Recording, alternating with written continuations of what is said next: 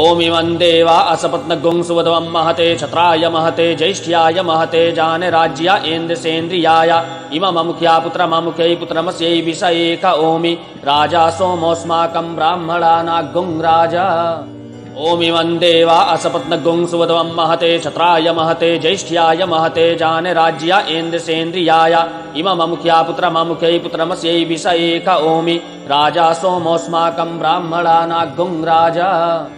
ओमिमं देवा असपत्नगुं सुवध्वं महते क्षत्राय महते ज्येष्ठ्याय महते जानराज्या इन्द्रसेन्द्रियाय इमममुख्या पुत्रममुख्यै पुत्रमस्यै विषयेक ओमि राजा सोमोऽस्माकं ब्राह्मणानागुं राजा। ओमिमं देवा असपत्नगुं सुवध्वं महते क्षत्राय महते ज्येष्ठ्याय महते जानराज्या इन्द्रसेन्द्रियाय इमममुख्या पुत्रममुख्यै पुत्रमस्यै विषयेक ओमि राजा सोमोऽस्माकं ब्राह्मणानागुं राजा। ओमिमं देवा असपत्नगुं सुवध्वं महते क्षत्राय महते ज्येष्ठ्याय महते जानराज्या इन्द्रसेन्द्रियाय इमममुख्या पुत्रममुख्यै पुत्रमस्यै विषयेक ओमि राजा सोमोऽस्माकं ब्राह्मणानागुं राजा। ओमिमं देवा असपत्नगुं सुवध्वं महते क्षत्राय महते ज्येष्ठ्याय महते जानराज्या इन्द्रसेन्द्रियाय इमममुख्या पुत्रममुख्यै पुत्रमस्यै विषयेक ओमि राजा सोमोऽस्माकं ब्राह्मणानागुं राजा। ओमिमं देवा असपत्नगुं सुवध्वं महते क्षत्राय महते ज्येष्ठ्याय महते जानराज्या इन्द्रसेन्द्रियाय इमममुख्या पुत्रममुख्यै पुत्रमस्यै विषयेक ओमि राजा सोमोऽस्माकं ब्राह्मणानागुं राजा। ओमिमं देवा असपत्नगुं सुवध्वं महते क्षत्राय महते ज्येष्ठ्याय महते जानराज्या इन्द्रसेन्द्रियाय इमममुख्या पुत्रममुख्यै पुत्रमस्यै विषयेक ओमि राजा सोमोऽस्माकं ब्राह्मणानागुं राजा। ओमिमं देवा असपत्नगुं सुवध्वं महते क्षत्राय महते ज्येष्ठ्याय महते जानराज्या इन्द्रसेन्द्रियाय इमममुख्या पुत्रममुख्यै पुत्रमस्यै विषयेक ओमि राजा सोमोऽस्माकं ब्राह्मणानागुं राजा। ओमिमं देवा असपत्नगुं सुवध्वं महते क्षत्राय महते ज्येष्ठ्याय महते जानराज्या इन्द्रसेन्द्रियाय इमममुख्या पुत्रममुख्यै पुत्रमस्यै विषयेक ओमि राजा सोमोऽस्माकं ब्राह्मणानागुं राजा। ओमिमं देवा असपत्नगुं सुवध्वं महते क्षत्राय महते ज्येष्ठ्याय महते जानराज्या इन्द्रसेन्द्रियाय इमममुख्या पुत्रममुख्यै पुत्रमस्यै विषयेक ओमि राजा सोमोऽस्माकं ब्राह्मणानागुं राजा। ओमिमं देवा असपत्नगुं सुवध्वं महते क्षत्राय महते ज्येष्ठ्याय महते जानराज्या इन्द्रसेन्द्रियाय इमममुख्या पुत्रममुख्यै पुत्रमस्यै विषयेक ओमि राजा सोमोऽस्माकं ब्राह्मणानागुं राजा। ओमिमं देवा असपत्नगुं सुवध्वं महते क्षत्राय महते ज्येष्ठ्याय महते जानराज्या इन्द्रसेन्द्रियाय इमममुख्या पुत्रममुख्यै पुत्रमस्यै विषयेक ओमि राजा सोमोऽस्माकं ब्राह्मणानागुं राजा। ओमिमं देवा असपत्नगुं सुवध्वं महते क्षत्राय महते ज्येष्ठ्याय महते जानराज्या इन्द्रसेन्द्रियाय इमममुख्या पुत्रममुख्यै पुत्रमस्यै विषयेक ओमि राजा सोमोऽस्माकं ब्राह्मणानागुं राजा। ओमिमं देवा असपत्नगुं सुवध्वं महते क्षत्राय महते ज्येष्ठ्याय महते जानराज्या इन्द्रसेन्द्रियाय इमममुख्या पुत्रममुख्यै पुत्रमस्यै विषयेक ओमि राजा सोमोऽस्माकं ब्राह्मणानागुं राजा।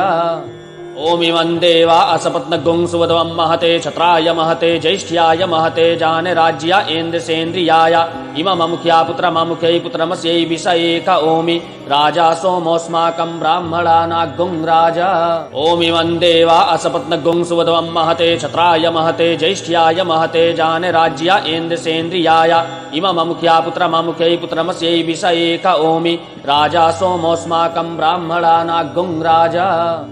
ओमिमं देवा असपत्नगुं सुवध्वं महते क्षत्राय महते ज्येष्ठ्याय महते जानराज्या इन्द्रसेन्द्रियाय इमममुख्या पुत्रममुख्यै पुत्रमस्यै विषयेक ओमि राजा सोमोऽस्माकं ब्राह्मणानागुं राजा। ओमिमं देवा असपत्नगुं सुवध्वं महते क्षत्राय महते ज्येष्ठ्याय महते जानराज्या इन्द्रसेन्द्रियाय इमममुख्या पुत्रममुख्यै पुत्रमस्यै विषयेक ओमि राजा सोमोऽस्माकं ब्राह्मणानागुं राजा। ओमिमं देवा असपत्नगुं सुवध्वं महते क्षत्राय महते ज्येष्ठ्याय महते जानेराज्यायेन्द्रसेन्द्रियाय इमममुख्या पुत्रममुख्यै पुत्रमस्यै विषये क ओमि राजा सोमोऽस्माकं ब्राह्मणानाग्गुं राजा।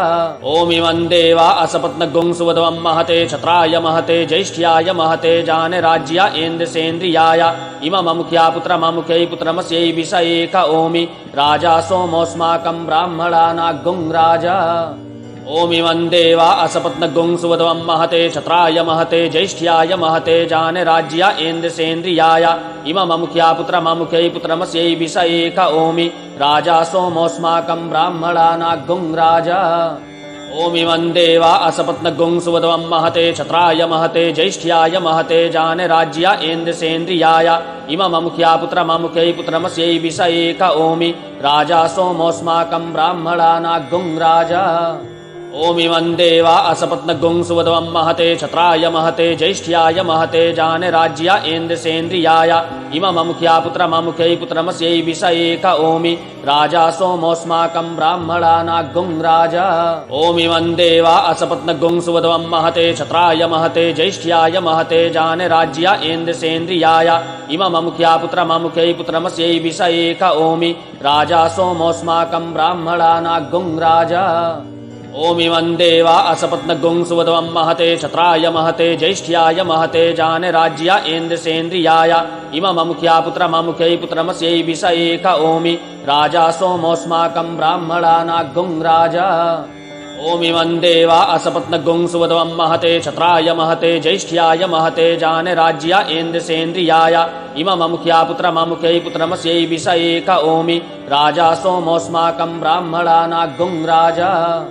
ओमिमं देवा असपत्नगुं सुवध्वं महते क्षत्राय महते ज्येष्ठ्याय महते जानेराज्यायेन्द्रसेन्द्रियाय इमममुख्या पुत्रममुख्यै पुत्रमस्यै विषये क ओमि राजा सोमोऽस्माकं ब्राह्मणानाग्गुं राजा। ओमिमं देवा असपत्नगुं सुवध्वं महते क्षत्राय महते ज्येष्ठ्याय महते जानेराज्यायेन्द्रसेन्द्रियाय इमममुख्या पुत्रममुख्यै पुत्रमस्यै विषये क ओमि राजा सोमोऽस्माकं ब्राह्मणानाग्गुं राजा। ओमिमं देवा असपत्नगुं सुवध्वं महते क्षत्राय महते ज्येष्ठ्याय महते जानेराज्यायेन्द्रसेन्द्रियाय इमममुख्या पुत्रममुख्यै पुत्रमस्यै विषये क ओमि राजा सोमोऽस्माकं ब्राह्मणानाग्गुं राजा। ओमिमं देवा असपत्नगुं सुवध्वं महते क्षत्राय महते ज्येष्ठ्याय महते जानेराज्यायेन्द्रसेन्द्रियाय इमममुख्या पुत्रममुख्यै पुत्रमस्यै विषये क ओमि राजा सोमोऽस्माकं ब्राह्मणानाग्गुं राजा। ओमिमं देवा असपत्नगुं सुवध्वं महते क्षत्राय महते ज्येष्ठ्याय महते जानेराज्यायेन्द्रसेन्द्रियाय इमममुख्या पुत्रममुख्यै पुत्रमस्यै विषये क ओमि राजा सोमोऽस्माकं ब्राह्मणानाग्गुं राजा। ओमिमं देवा असपत्नगुं सुवध्वं महते क्षत्राय महते ज्येष्ठ्याय महते जानेराज्यायेन्द्रसेन्द्रियाय इमममुख्या पुत्रममुख्यै पुत्रमस्यै विषये क ओमि राजा सोमोऽस्माकं ब्राह्मणानाग्गुं राजा। ओमिमं देवा असपत्नगुं सुवध्वं महते क्षत्राय महते ज्येष्ठ्याय महते जानेराज्यायेन्द्रसेन्द्रियाय इमममुख्या पुत्रममुख्यै पुत्रमस्यै विषये क ओमि राजा सोमोऽस्माकं ब्राह्मणानाग्गुं राजा। ओमिमं देवा असपत्नगुं सुवध्वं महते क्षत्राय महते ज्येष्ठ्याय महते जानेराज्यायेन्द्रसेन्द्रियाय इमममुख्या पुत्रममुख्यै पुत्रमस्यै विषये क ओमि राजा सोमोऽस्माकं ब्राह्मणानाग्गुं राजा। ओमिमं देवा असपत्नगुं सुवध्वं महते क्षत्राय महते ज्येष्ठ्याय महते जानेराज्यायेन्द्रसेन्द्रियाय इमममुख्या पुत्रममुख्यै पुत्रमस्यै विषये क ओमि राजा सोमोऽस्माकं ब्राह्मणानाग्गुं राजा। ओमिमं देवा असपत्नगुं सुवध्वं महते क्षत्राय महते ज्येष्ठ्याय महते जानेराज्यायेन्द्रसेन्द्रियाय इमममुख्या पुत्रममुख्यै पुत्रमस्यै विषये क ओमि राजा सोमोऽस्माकं ब्राह्मणानाग्गुं राजा। ओमिमं देवा असपत्नगुं सुवध्वं महते क्षत्राय महते ज्येष्ठ्याय महते जानेराज्यायेन्द्रसेन्द्रियाय इमममुख्या पुत्रममुख्यै पुत्रमस्यै विषये क ओमि राजा सोमोऽस्माकं ब्राह्मणानाग्गुं राजा। ओमिमं देवा असपत्नगुं सुवध्वं महते क्षत्राय महते ज्येष्ठ्याय महते जानेराज्यायेन्द्रसेन्द्रियाय इमममुख्या पुत्रममुख्यै पुत्रमस्यै विषये क ओमि राजा सोमोऽस्माकं ब्राह्मणानाग्गुं राजा। ओमिमं देवा असपत्नगुं सुवध्वं महते क्षत्राय महते ज्येष्ठ्याय महते जानराज्या इन्द्रसेन्द्रियाय इमममुख्या पुत्रममुख्यै पुत्रमस्यै विषये क ओमि राजा सोमोऽस्माकं ब्राह्मणानाग्गुं राजा ओमिमं देवा असपत्नगुं सुवध्वं महते क्षत्राय महते ज्येष्ठ्याय महते जानराज्या इन्द्रसेन्द्रियाय इमममुख्या पुत्रममुख्यै पुत्रमस्यै विषये क ओमि राजा सोमोऽस्माकं ब्राह्मणानाग्गुं राजा ओमिमं देवा असपत्नगुं सुवध्वं महते क्षत्राय महते ज्येष्ठ्याय महते जानराज्या इन्द्रसेन्द्रियाय इमममुख्या पुत्रममुख्यै पुत्रमस्यै विषये क ओमि राजा सोमोऽस्माकं ब्राह्मणानाग्गुं राजा ओमिमं देवा असपत्नगुं सुवध्वं महते क्षत्राय महते ज्येष्ठ्याय महते जानराज्या इन्द्रसेन्द्रियाय इमममुख्या पुत्रममुख्यै पुत्रमस्यै विषये क ओमि राजा सोमोऽस्माकं ब्राह्मणानाग्गुं राजा ओमिमं देवा असपत्नगुं सुवध्वं महते क्षत्राय महते ज्येष्ठ्याय महते जानराज्या इन्द्रसेन्द्रियाय इमममुख्या पुत्रममुख्यै पुत्रमस्यै विषये क ओमि राजा सोमोऽस्माकं ब्राह्मणानाग्गुं राजा ओमिमं देवा असपत्नगुं सुवध्वं महते क्षत्राय महते ज्येष्ठ्याय महते जानराज्या इन्द्रसेन्द्रियाय इमममुख्या पुत्रममुख्यै पुत्रमस्यै विषये क ओमि राजा सोमोऽस्माकं ब्राह्मणानाग्गुं राजा ओमिमं देवा असपत्नगुं सुवध्वं महते क्षत्राय महते ज्येष्ठ्याय महते जानराज्या इन्द्रसेन्द्रियाय इमममुख्या पुत्रममुख्यै पुत्रमस्यै विषये क ओमि राजा सोमोऽस्माकं ब्राह्मणानाग्गुं राजा ओमिमं देवा असपत्नगुं सुवध्वं महते क्षत्राय महते ज्येष्ठ्याय महते जानराज्या इन्द्रसेन्द्रियाय इमममुख्या पुत्रममुख्यै पुत्रमस्यै विषये क ओमि राजा सोमोऽस्माकं ब्राह्मणानाग्गुं राजा ओमिमं देवा असपत्नगुं सुवध्वं महते क्षत्राय महते ज्येष्ठ्याय महते जानराज्या इन्द्रसेन्द्रियाय इमममुख्या पुत्रममुख्यै पुत्रमस्यै विषये क ओमि राजा सोमोऽस्माकं ब्राह्मणानाग्गुं राजा